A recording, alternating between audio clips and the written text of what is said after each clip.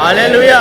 ఇంతసేపు దేవుని సన్నిధిలో అందరూ సంతోషంగా మరి పరలోకం నుండి చూస్తున్న దేవుడు మరి ఆనందంతో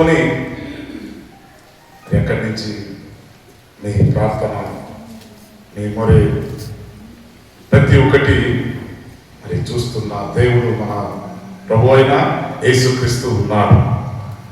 మరి ఫోన్ ఎంతమంది దగ్గర లేదు అన్నవారు చేయి చూపెట్టారు. ఫోన్ లేదు అన్నవారు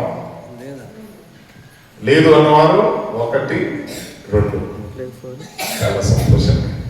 మన సంఘాలు ఇంకా ఇద్దరికి ఫోన్ లేదు. మరి అక్కడ ఓకే సంతోషం. మరి ఈ టెక్నాలజీ ద్వారా ప్రభు రాకడ మనము ఇంటికి వెళ్ళి ఆ ఒక్క సమయంలో ఇంటింటికి వెళ్ళి దైవ సేవకులు కానీ సువార్త ప్రకటించేవారు కానీ ఇంటింటికి వెళ్ళి సువార్తను ప్రకటించారు. కానీ ఈ ప్రాబ్లము ఈ సత్యము దేవునికి తెలుసు కాబట్టి మనిషినికి జ్ఞానం ఇచ్చేవాడు ఆయన. ఆ జ్ఞానం ద్వారా అనేక టెక్నాలజీ ద్వారా ప్రపంచం ప్రతి ఒక్క మారుమూల ప్రాంతంలో సువార్త అందించబడుతుంది. మనం అనుకుంటున్నాము చాలా ప్రాంతంలో సువార్త లేదయ్యా అనుకుని చాలా అనుకుంటున్నాం. కానీ ఆయన రాకడ త్వరగా ఉన్నది. ఇవన్నీ సిచ్యువేషన్ చూసినప్పుడు త్వరగా ఉన్నది. అందుకోసమే దేవుడు అడుగుతున్నాడు, నీవు నా యందు నిలిచి ఉంటున్నావా? నీవు నా యందు నీవు ఈరోజు నిలిచి ఉండడానికి మీరు ఇష్టపడుతున్నారా? అనేక సందర్భాల్లో మన ఆలోచన ఎలా ఉంటుందంటే దేవుని సన్నిధిలో ఉంటాం, మన ఆలోచన అట్లా ఉంటుంది. కొన్ని సిచ్యువేషన్, కొన్ని సందర్భములు, కొన్ని అడగలు, కొన్ని జరిగినప్పుడు మనము దేవుని కూడా దూరం అయ్యే పరిస్థితులు వస్తాయి. మనమందరం మంచోలే, దేవునికి తెలుసు. మనమంతా చాలా మంచోలే అని దేవునికి కూడా తెలుసు. ఎందుకంటే తన పిల్లలు తల్లిదండ్రులు ఎప్పుడు కూడా తన పిల్లలు ఏమి తప్పు చేస్తే కూడా మా పిల్లలు తప్పు చేయలేదు అని బలంగా చెప్పుకుంటారు. తప్పు చేసినా కూడా అయితే కూడా నా పిల్లలు తప్పు చేయలేరు అని వారు బలంగా చెప్తారు. అదే విధంగా దేవుడు కూడా మరి ఆ ఒక్క బలమైన విశ్వాసము మన మీద ఉంచినాడు. మరి ఆ బలమైన విశ్వాసం ఉన్నప్పుడు నిజంగానే మనము నిలబడుతున్నామా లేదు అన్నది చాలా ప్రాముఖ్యమైనది. సోదరి ఒక ధనవంతుడు వ్యాపారస్తుడు చాలా సంపాదన చేశాడు. సంపాదన చేసిన తర్వాత ఆయనకు ఏం చేయాలి? అంత సంపాదన చేసినాను కానీ నాకు మనశ్శాంతి లేదు, తృప్తి లేదు, సమాధానం లేదు, సంతోషం లేదు. డబ్బు ఉన్నది, అన్నీ ఉన్నది, కానీ మనసులో నెమ్మది లేదు, సంతోషం లేదు. అప్పుడు ఎవరో చెప్పారట, ఏం లేదయ్యా, నీవు మనశ్శాంతి కావాలంటే ఒకటే కోరుకోవాలి. మరి మనం వాక్యం చూస్తున్నాం, నీవు నీ ఆస్తి అన్ని అమ్మి నన్ను వెంబడించు, అప్పుడు నీకు పరలోక రాజ్యం దొరుకుతుంది అని బైబిల్ ప్రకారంగా మనం చూసినాం. ఆయనకు దేవుని విషయంలో ఈ బైబిల్ విషయంలో తెలియదు కాబట్టి వాళ్ళు ఏమన్నారంటే, నీవు సన్యాసం తీసుకుంటే నిజంగానే నువ్వేమైపోతావు, నీకు శాంతి సమాధానం అన్నీ ఉంటాయి. నీ ధనం ఏం చెయ్యి, నీవు ధనం చేసి ఆ సన్యాసికి నువ్వు దానం చేసేసి నీవు ఆశ్రమంలో కూర్చొని ధ్యానించు అని ఎవరో ఒక స్నేహితుడు, అవునయ్యా నీకు ఇవన్నీ ఉన్నాయి, ఇట్లా పని చెయ్యి అన్నప్పుడు ఆయన సరే అనుకొని తనది ఉన్న ప్రతి ఒక్కటి ఆస్తి, ఇప్పుడు ఆస్తి అంతా ఏమున్నది, అన్ని కూడా బంగారం వేసుకొని పోవడం కాదు. కానీ ఆయన ఇప్పుడు ఒక చెక్ కానీ ఒక బాండ్ పేపర్ కానీ, కోట్ల ఆస్తి కూడా ఒక బాండ్ పేపర్ చెక్లో రాస్తే అవంతా ఆస్తి వానికి చేరుతుంది. అటువంటి ఒక పేపర్ పట్టుకొని అవంతా తాను చదువుకొని వచ్చి ఒక హిమాలయ పర్వతంలో ఒక సాధువు దగ్గరికి వెళ్ళాడు. సన్యాసి సాధువు దగ్గరికి వెళ్ళి, అయ్యా, నేను కుటుంబం ఈ లోకంలో విరక్తి కలిగి ఉన్నాను, నాకు ఇదంతా వద్దు, సంసారం వద్దు, నాకు ఏది వద్దు అని నేను నీ దగ్గర తీసుకోవడానికి వచ్చిన, సన్యాసం తీసుకోవడానికి, నేను తపాసు చేయడానికి నేను వచ్చిన, మరి ఈ ఈ ఈ ఆస్తి ఏమున్నది, నాకున్న ఈ కోట్ల ఆస్తి నీకు అప్పగిస్తున్నాను అని ఆయనకు అప్పగించాడు. మరి అప్పగించినప్పుడు ఆ సాధు ఏం ప్లాన్ చేశాడు అంటే ఆలోచన చేశాడు. ఈయన నిజంగానే మరి ఇదంతా పోగొట్టుకొని మరి ఈ ఒక్క శాంతిలో ఉండి ఆయన ఆ సన్యాసం తీసుకొని వచ్చాడా లేదా పరీక్షించడానికి ఏం చేశాడంటే, ఆ మూట ఇట్లా ఇచ్చంగానే తీసుకున్నాడు. ఇంకా పరిగెత్తాడు. ఎవరు? సన్యాసి పరిగెత్తాడు. ఎవరు సన్యాసి అంటే ఆయన సాధు ఆయన మూట ఇవ్వగానే తీసుకొని పరిగెత్తాడు. చూస్తే ఈయన ఏం చేశాడు, ఈయన వెంబడి కూడా ఆయన పరిగెత్తడం స్టార్ట్ చేశాడు. ఈయన ఎక్కడికి పోతున్నాడు అంటే, నా ఆస్తి పట్టుకుని వెళ్తున్నాడు అనుకుని ఈయన పరిగెత్తడానికి స్టార్ట్ చేశాడు. పరిగెత్తడం ఆయన ఇంకా స్పీడ్గా ఉన్నాడు. ఆయన చాలా స్పీడ్గా వెళ్ళిపోయి మరి కానీ ఆయన దొరకలేదు. ఎక్కడో తప్పించుకున్నాడు. ఆయన మరి తప్పించుకున్న తర్వాత సరే ఎలాగైనా ఆయనకి ఇచ్చేసిన ఆస్తి, మరి ఏ ప్లేస్లో ఉన్నాడో ఆ ప్లేస్లో వచ్చి నేను అక్కడే నిలబడతాను, నేను అక్కడే ఉంటానని ఆయన అక్కడే కూర్చున్నాడు. ఆ ఆశ్రమంలో కూర్చున్నాడు. ఆ సన్యాసి మళ్ళా ఆయన తిరిగి వచ్చి ఆయన అక్కడే కూర్చున్నాడు. చూశాడు. ఇప్పుడు ఆయన క్వశ్చన్ అడుగుతాను, ఏమని, నువ్వు నిజంగానే ఈ లోక ఆశ వదిలేసి వచ్చినావా? ఈ ధనం ఆశ వదిలేసి వచ్చినావా? నువ్వు నిజంగానే ధనం ఆశ వదిలేసి వస్తే మరి నన్ను వెంబడి ఎందుకు వచ్చినావు? నేను తీసుకోలేనా? నీవు నన్ను ఎందుకు వెంబడించినావు అన్నప్పుడు ఆయన నిజంగానే ఈ లోకాశ కలిగి ఉన్నాడు. సోదరులు ఈరోజు మమ్మల్ని పరీక్షించుకోవాలి. మనం కూడా అనేకసారి మేము దేవుని సన్నిధిలో దేవుని విషయంలో నిలబడతాము అనుకున్నప్పుడే అనేక సిచ్యువేషన్లు, ప్రాబ్లమ్స్ రైజ్ అవుతుంటాయి. ఆ వచ్చిన సిచ్యువేషన్లు మనం నిజంగా నిలబడుతున్నామా, మళ్ళా మనం పారిపోతున్నామా? ఆ ఆస్తి పోయినప్పుడు, ఆయన ఇచ్చినప్పుడు ఆయన వెంబడే పారిపోయి, ఎందుకంటే ఆయనకు ఆ బంగారం ఆయన కూడా అవసరం ఉంది. నిజంగా నేను 100% అది వదిలేసుకోలేదు. మన జీవితం కూడా అలాగే ఉంటుంది అని ఈ జాన్ చాప్టర్ 15:7లో, నా యందు మీరును మీ యందు నా మాటలు నిలిచి యుండిన ఎడల మీకేది ఇష్టమో అడుగుడి, అది మీకు అనుగ్రహింపబడదు. మరి ఎలాగ అనుగ్రహింపడం? దీంట్లో కొన్ని మర్మం ఉన్నది. దీంట్లో కొన్ని దైవిక మరి ఏమున్నదంటే షరతుతో కూడింది. దైవిక షరతుతో కూడింది. ఏదైనా కానీ ఒక వ్యవహారం చేయాలన్నప్పుడు ఒక కమిట్మెంట్ ఉంటాయి. ఒక బిజినెస్ కానీ, ఒక లేనాదేనా కానీ, ఫైనాన్స్ మ్యాటర్ కానీ, ఇప్పుడు అయ్యా నేను ఈ అమౌంట్ ఇస్తాను, నీవు నాకు ఏమి పెడతావు? ఎస్, ఈ ఒక కమిట్మెంట్ ప్రతి ఒక్క దాంట్లో ఉంటాయి సోదరు. అందుకే దేవుడు ఏమడుగుతాడంటే, నీవు నాలో నిలిచి ఉంటే మాత్రమే నీవు ఫలిస్తావు. నీవు నిలిచి ఉండలేకపోతే నీవు ఫలించవు. అందుకోసమే ఇది ఒక షరతుతో కూడిన జీవితం. మనం ఒంటిగా రాలేదు ఈ లోకానికి, ఏదో వచ్చినాము వెళ్ళిపోతున్న వల్ల కాదు. మీ మీద దేవుడు షరతు పెట్టినాడు, వాళ్ళ కండిషన్ పెట్టినాడు. మరి అందరూ ప్రపంచంలో అందరూ క్రిస్టియన్గా లేరు కదా. ఇప్పుడు ఉన్నాం, లక్షల మంది బయట ఉన్నాం. మనమే ఆయన సన్నిధిని వచ్చి ఆరాధిస్తున్నాం. Yes, he will be give some condition. మనకి కండిషన్ ఇచ్చిన ఏది దైవిక కండిషన్ అంటే, నీవు నా గురించి నిలిచి ఉండాలి. ఎన్ని తుఫాను రాని, ఎన్ని గాలి రాని, సముద్రంలో మీరు ప్రయాణం చేస్తున్నాము. ఇది సముద్రం అనుకున్న నీళ్ళ మీద పడవలు కూర్చొని మనం ప్రయాణం చేస్తుంటున్నాం. ఈ జీవితం అంతా ఈజీ కాదు సోదరు. అనేక మంది మిమ్మల్ని హింసిస్తారు, అనేక మంది ఈ బైబిల్ పట్టుకున్న వాళ్ళు ఉన్నారు, వీళ్ళు ఏం మాట్లాడారు, మనం ఎంత తిడితే కూడా సైలెంట్ ఉంటారు. ఎందుకు సైలెంట్ ఉంటారు? కారణం ఒకటే, మాకు సత్యం తెలుసు, వాళ్ళకి తెలియదు. మాట్లాడే దేవుడు పైన ఉన్నాడు బాబు, నీకు ఎన్ని మాట్లాడితే మాట్లాడు, కానీ పనిష్మెంట్ ఇచ్చేవాడు ఆయన ఉన్నాడు. అందుకే మౌనం పాటిస్తున్నాం.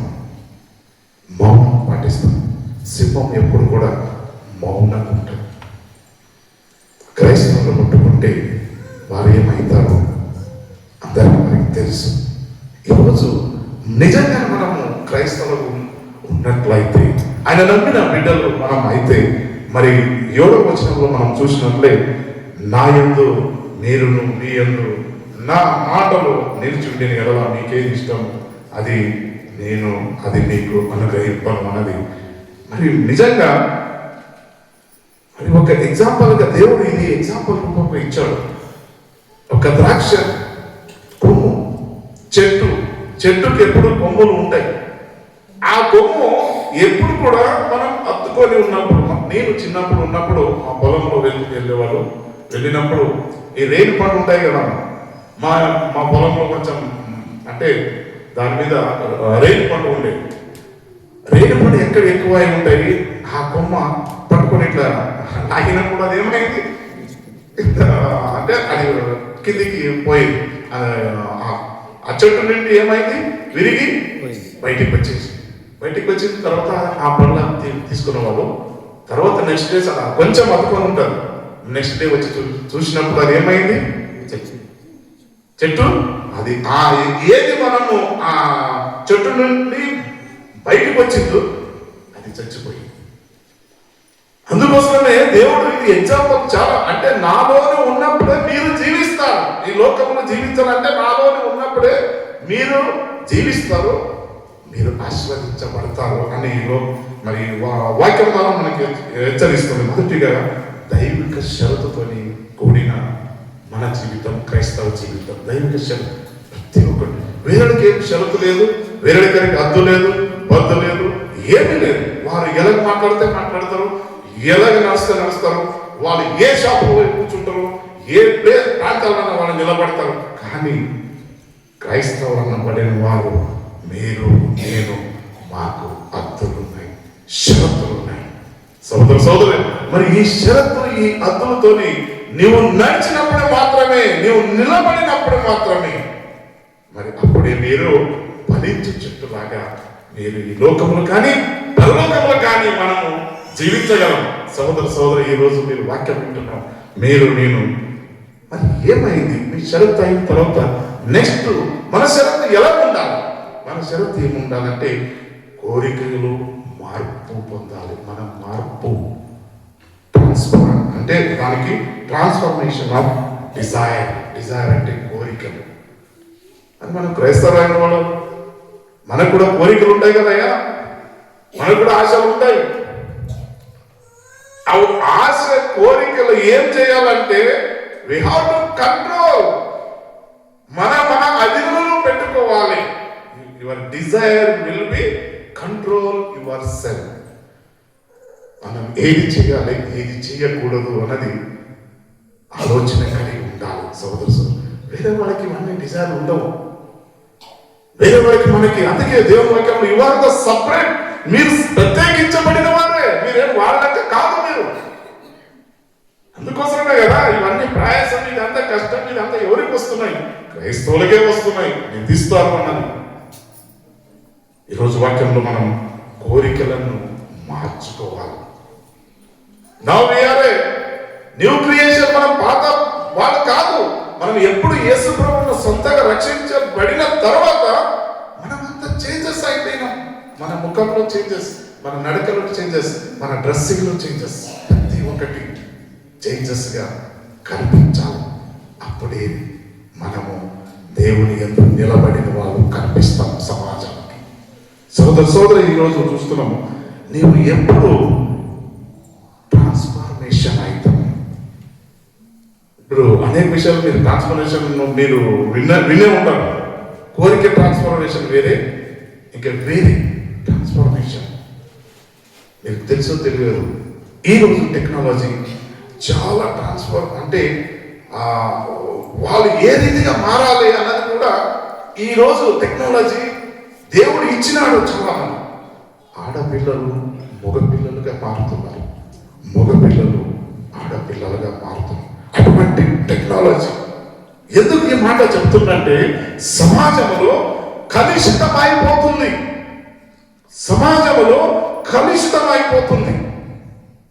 అందుకే జాగ్రత్త, నీవు నాలోని నిలిచి ఉంటే మాత్రమే నీవు ఎక్కడి ఎడకాగలి పలకాగలి నీవు వెళ్ళలేవు. సహోదర సహోదరులు, ఈరోజు వాక్యంలో మనకి సెలవిస్తుంది. మరి యేసుక్రీస్తు మాటలు చెప్పడం 3 అంశం గురించి మనం ఈరోజు మాట్లాడుతున్నాం. 3 అంశం నీకున్నదే ఒక 15-20-30 మినిట్స్ కంప్లీట్ చేస్తాము. మరి ఎవరైనా నిద్ర చేస్తామన్న వాళ్ళు దయచేసి చేయి చూపెట్టాలి.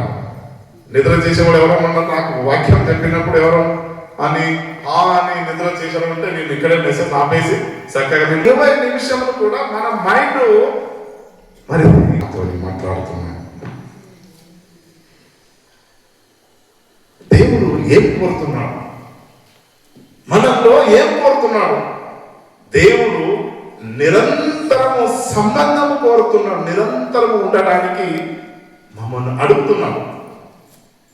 మరి చెట్టు దాని కొమ్మలు దానితో జతగా కలిసినప్పుడే అది ఫలిస్తుంది, అది మంచిగా ఫ్రూట్ఫుల్గా నిలబడుతుంది. మరి దానికి పండ్లు ఫలాలు దొరక అయితే మరి చెట్టు నుండి ఎప్పుడు వేరే అయిపోతుంది, ఏమైపోతుంది? చచ్చిపోతుంది. మరి ఈరోజు వాక్యంలో ఏం చెప్తున్న దేవుడు అంటే నిరంతరము మీరు నాకు సంబంధము కలిగి ఉండాలి, నిరంతరం సంబంధం కలిగి ఉండాలి. మరి మనతో పాటు అనేక మంది మరి బంధువులు మా సంబంధికులు అంటే ఇప్పుడు నాకు ఎగ్జాంపుల్ చెప్తాను. ఇప్పుడు రేవంత్ రెడ్డి సపోజ్ నా శరీరం పక్కనే ఉన్నది అనుకోండి, నేను ఎక్కడో దూరం నుంచి సంబంధం తెస్తాను. ఏమంటున్నా, రేవంత్ రెడ్డి కూడా మాకు సంబంధికులే అంటే మనము చూపెట్టుకోవడానికి మనం ఇట్లా సంబంధం కల్పిస్తాం. సోదర సోదరి, దేవుడు ఆశిస్తున్నాడు. జగత్ సృష్టించిన దేవుడితోనే నీవు సంబంధం కలిగి ఉన్నావా లేదా? ఈరోజు దేవుడు నిన్ను అడుగుతున్నా. వాక్యంలో మనం చూస్తున్నాం, నిజంగానే మనము దేవునితోని సంబంధం ఉండడానికి మనం ఏకీభవిస్తున్నామా? దేవుడితో సంబంధం కలిగి ఉండడానికి మనం ఏకీభవిస్తున్నామా లేదా అనేది మనం పరీక్షించుకోవాలి. Alignment, equality. సపోజ్ మనం కారు ఉందనుకోండి, ఒక కారు తీసుకొని వెళ్ళినప్పుడు కారుకు అలైన్మెంట్ చేయండి సార్ అంటాం. అంటే ఈ 4 టైర్లు కరెక్ట్ రూట్లో వెళితే మాత్రమే అది ఏమైతుంది, సమానంగా బండి వెళ్తుంది. లేకపోతే మరి ఒకటి ఎక్కువ తక్కువ బ్యాలెన్సింగ్ అవుట్ అవుతుంది. అందుకోసమనే దేవుడి వాక్యంలో మనకి ఏకీభవించాలి. దేవుడు ఉన్నాడు, దేవుడు సర్వశక్తిగా తండ్రి ఉన్నాడు. ఆయన ఉన్నాడు కాబట్టి మేము జీవిస్తున్నాము. ఆయన ఉన్నాడు కాబట్టి మన కుటుంబము ఆస్వాదించబడుతుంది. అందుకోసమే మేము జీవితము జీవించాలి అంటే ఆయనలో మనం ఏకీభవించాలి. ఈరోజు 3 ఆత్మీయ సత్యంలో మనం చూస్తున్నాం. దేవుని చిత్తానుసారంగా అడుగుతాం. నిజంగానే మనం దేవుని చిత్తానుసారంగా అడుగుతున్నామా? యోహాను చాప్టర్ 5:14, యోహాను 5:14 ఒకసారి చదవాలని మనం చూస్తాం. చూస్తాం యోహాను 5:14. యేసు దేవాలయంలో మనల్ని చూచి, ఇదిగో స్వస్థత నొందితివి, మరి ఎక్కువ కలగకుండానట్లు ఇంకా పాపం చేయమని చెప్పగా వాడు వెళ్ళి తను స్వస్థపరిచిన వాడు యేసు అని యూదులకు తెలియజెప్పెను.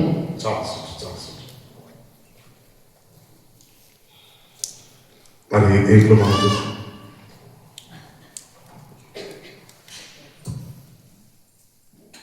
5:14 ఆయన బట్టి మనకు కలిగిన ధైర్యం ఏదనక ఆయన చిత్తానుసారంగా మనం ఏది అడిగినను ఆయన మనకు 5:14 చదివారా?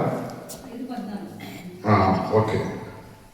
మరి రెండోదాగి మనం చూస్తున్నాం దేవుని యందు ఆనందించుడు. దేవుని యందు ఆనందించుడు. కీర్తనలో 37 ఇప్పుడు మనం చదివినాం. కీర్తనలో 37 4వ వచనంలో మనం చూస్తున్నాము. యెహోవాను బట్టి సంతోషించుము, యెహోవాను బట్టి సంతోషించుము, ఆయన నీ హృదయ వాంఛలను తీర్చును. నీ హృదయ వాంఛలను తీర్చును. మరి మనం ఇంటర్నల్ ఉన్న విషయము ఎవరికైనా మనం షేర్ చేస్తామా? చెప్పం. మన పర్సనల్, మన కుటుంబమే తెలిసి ఉంటుంది. బయట వాడికి మనం చెప్పం. అంత దేవునికే తెలుసు మన హృదయ వాంఛలు, మన మనసులో ఏమున్నది అని. మరి దేవునికి తెలుసు. కాబట్టి హృదయ వాంఛలను తెలిసిన దేవుడికి మనం ఏదైనా కానీ ఆయనను అడిగినప్పుడు, ఆయనలోని నిలబడినప్పుడే మేము ఆశీర్వదించబడతామని ఈరోజు వాక్యంలో మనం చూస్తాము. ఆయన ఆజ్ఞలను గైకొన్నారు. ఏం ఆజ్ఞలు ఉన్నాయి మరి మనం చూద్దాం. 1 యోహాను 3:22. 1 యోహాను 3:22. ఫస్ట్ మనం ఆయన ఆజ్ఞలు గైకొనొచ్చు, ఆయన ఆజ్ఞలు గైకొనొచ్చు, ఆయన దృష్టికి ఇష్టమైనవి చేయుచున్నాము గనుక, ఆయన దృష్టికి ఇష్టమైనవి చేయుచున్నాము గనుక మనమేమి అడిగినను అది ఆయన వలన మనకు దొరుకును. ఆయన వలన మనకు దొరుకును. ఆయన ఆజ్ఞ ఏదనగా ఆయన కుమారుడైన యేసుక్రీస్తు నామమును నమ్ముకొని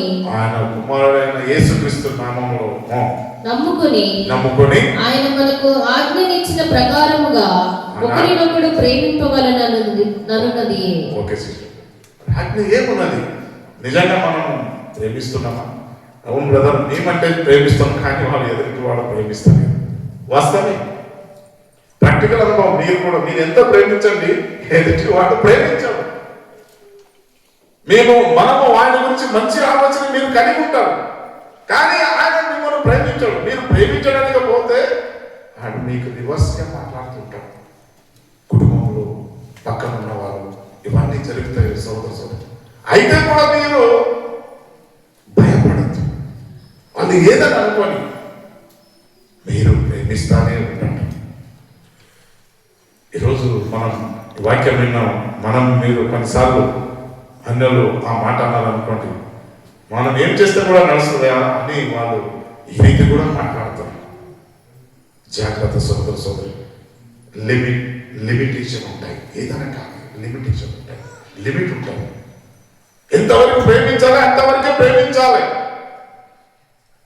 ఓవర్ అయితే ఏమైతుంది? అది కింద పడిపోతుంది.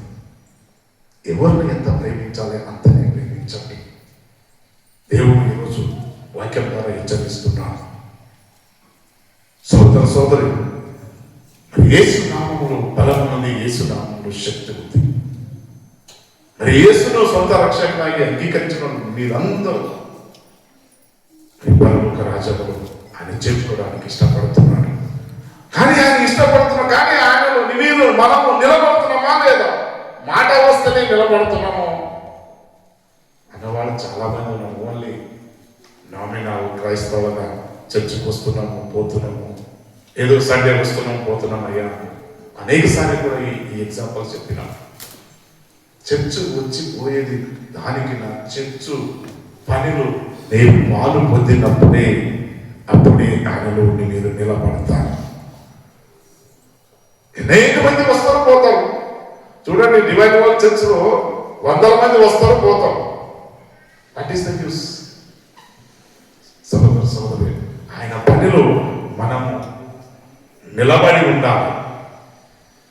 ఈరోజు వాక్యం ద్వారా మనల్ని హెచ్చరిస్తుంది. యోహాను చాప్టర్ 14:13 మీరు చూస్తున్నారు.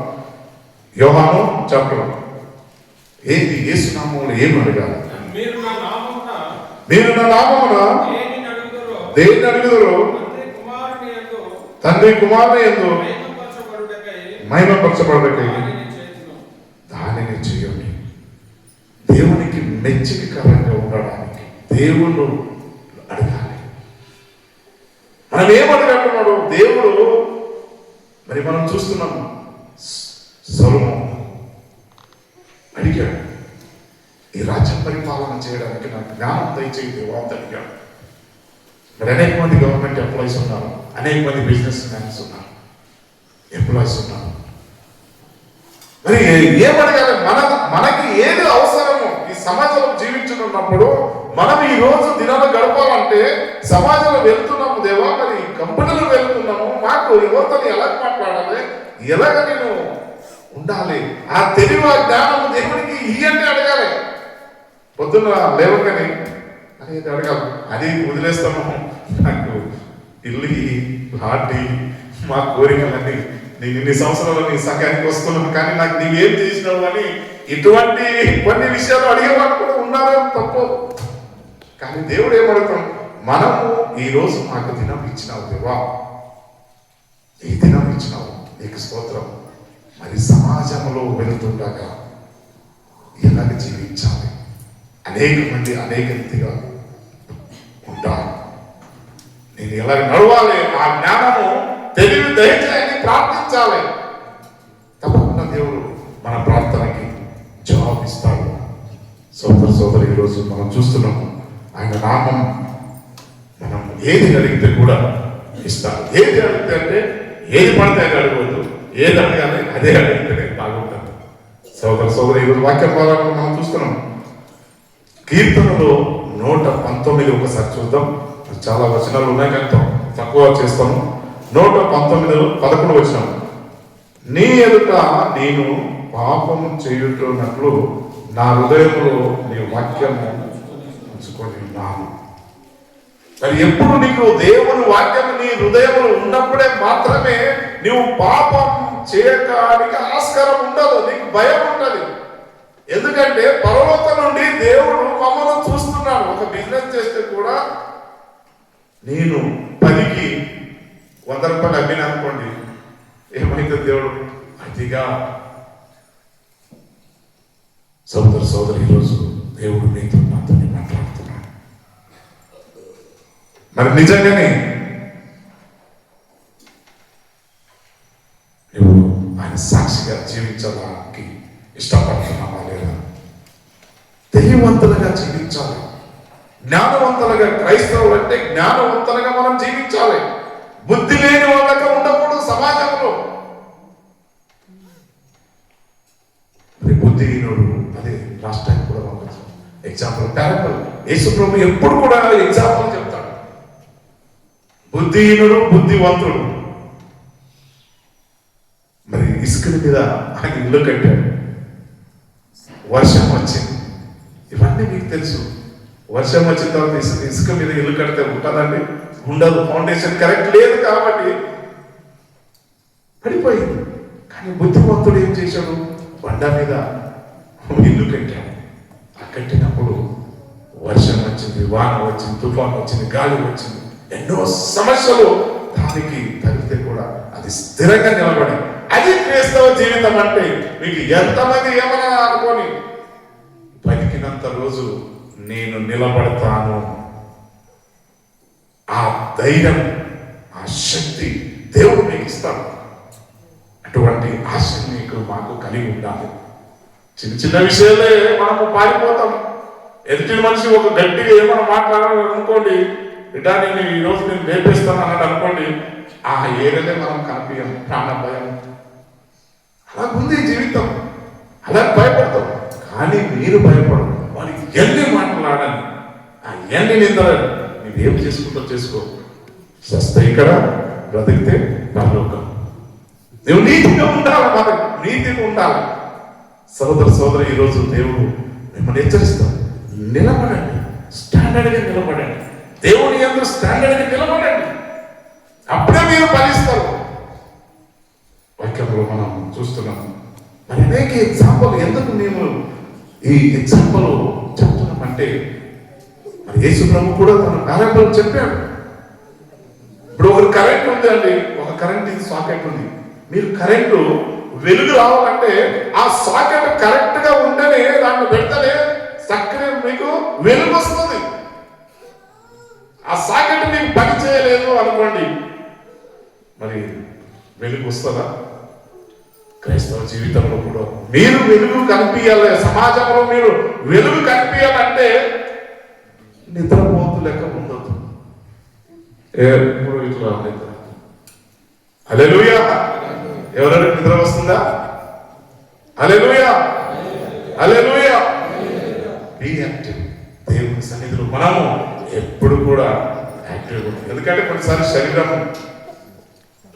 ఉంటాయి, ప్రాబ్లమ్స్ ఉంటాయి. నేను మిమ్మల్ని ఎందుకంటే కొన్ని ఆర్థిక శరీర ప్రాబ్లమ్స్ ఉన్నవారు కొన్నిసార్లు వీక్ అవుతారు. అయితే కూడా కొంచెం సేపు మీరు అలాంటి ఉండాలనే నేను ఈ మాటలు చెప్తున్నాను. సోదర సోదరు, మరి యేసు కోరేది మీకు ఆచారం కాదు. ఆచారం వేరే వాళ్ళందరూ ఆచారములే, మనము ఆచారము కాదు.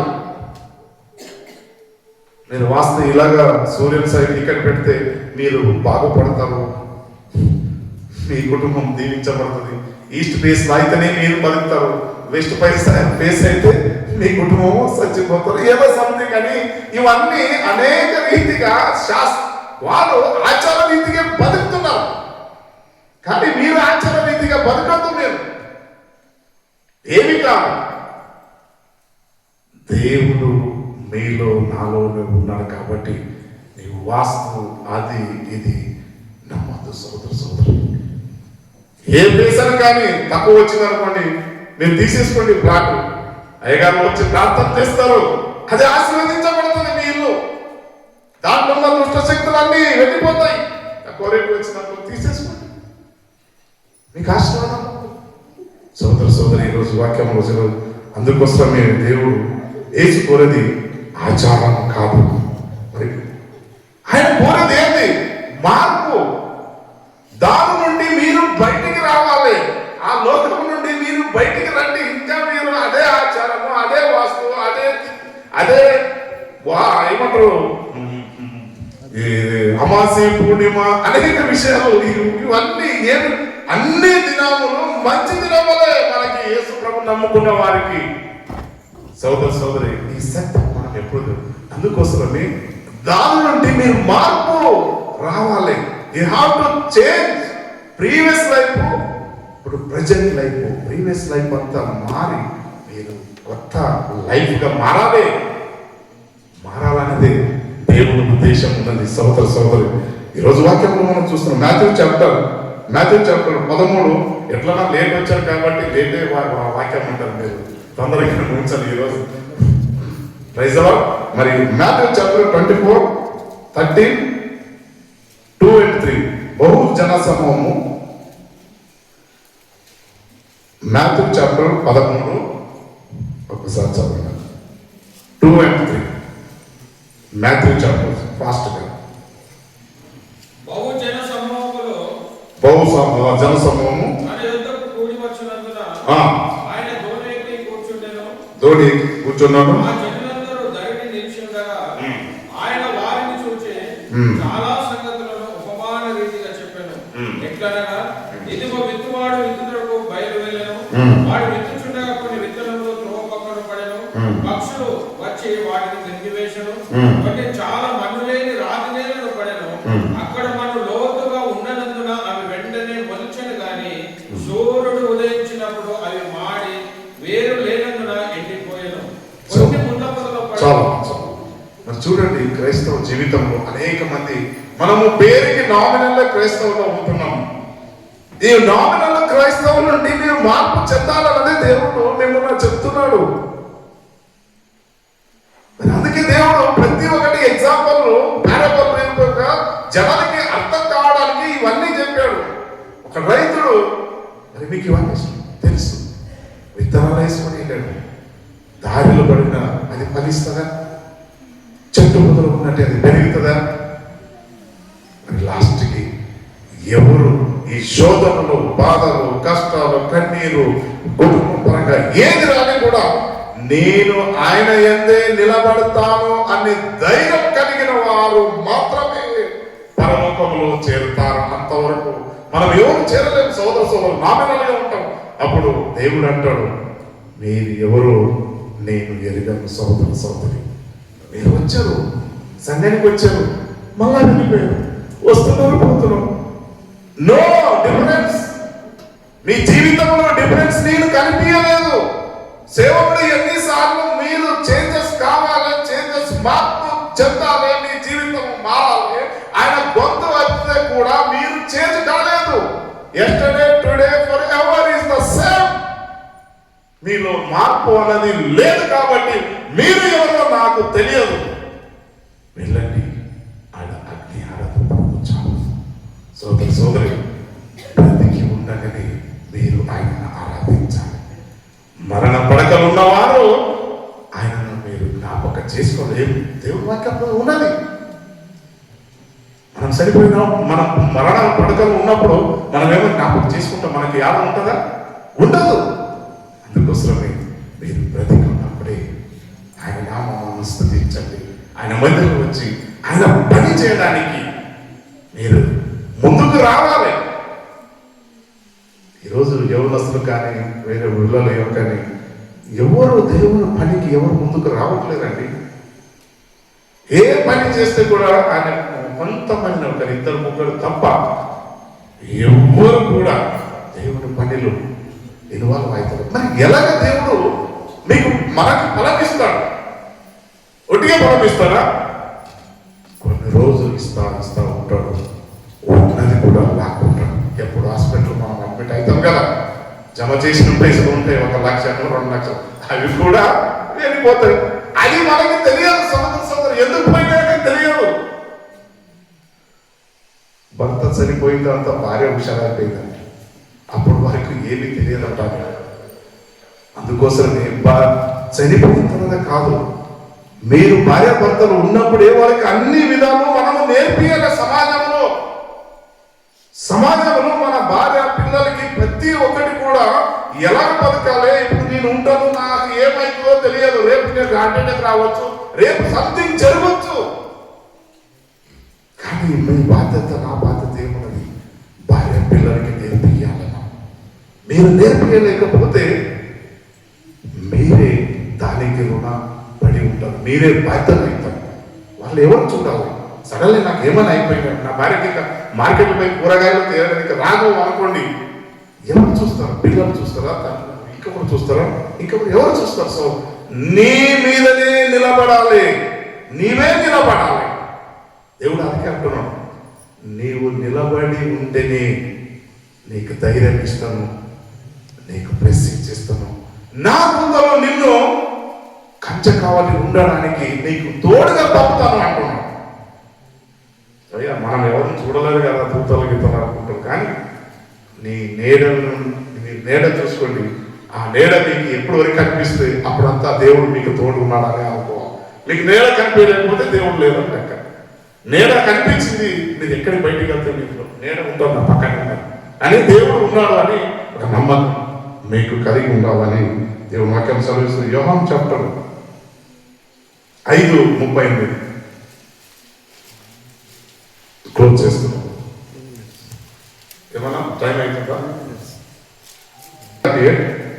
ఆయన ఎవరిని పంపెనో ఆయనను నమ్మలేదు గనుక వీళ్ళు ఆయన వాక్యం నిలిచి ఉండలేదు. చాలా చెప్పు. అంటే ప్రభు అయిన యేసుక్రీస్తు ఈ భూమికి వచ్చిన తర్వాత ఆయన 3.5 సంవత్సరాలు ఎన్నో అద్భుత కార్యాలు చేశారు, సూచక క్రియలు చేశారు. అయితే కూడా జనం నమ్మలేదు. ఆ రోజు నమ్మలేదు. ఆయన శిలువ వేసి చంపేశారు. 3వ రోజు తిరిగి వచ్చాం. తిరిగి వచ్చి కూడా జనం నమ్మలేదు. సోదరు మరి ఈరోజు మరి చాలా వాక్యం ఉన్నది కాబట్టి నేను రోజే చేయడానికి నేను ఇష్టపడుతున్నాను. ఎందుకంటే ఎక్కువ మట్టిలో లాస్ట్కి వచ్చేస్తాను. 4:26 కోపపడు కానీ పాపం చేయకూడదు.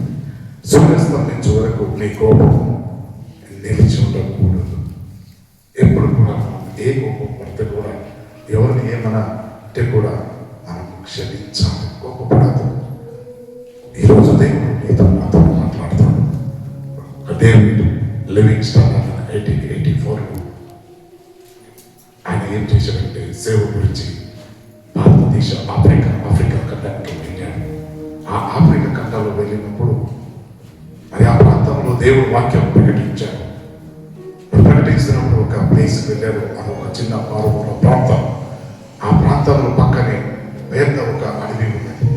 ఆ అడవి మొత్తం అక్కడ సింహములు చాలా ఉన్నాయి. మరి ఆ సింహం ఉన్నప్పుడు ఆ ప్రాంతంలో ఉన్న ప్రజలందరూ భయభ్రాంతులై ఉన్నారు.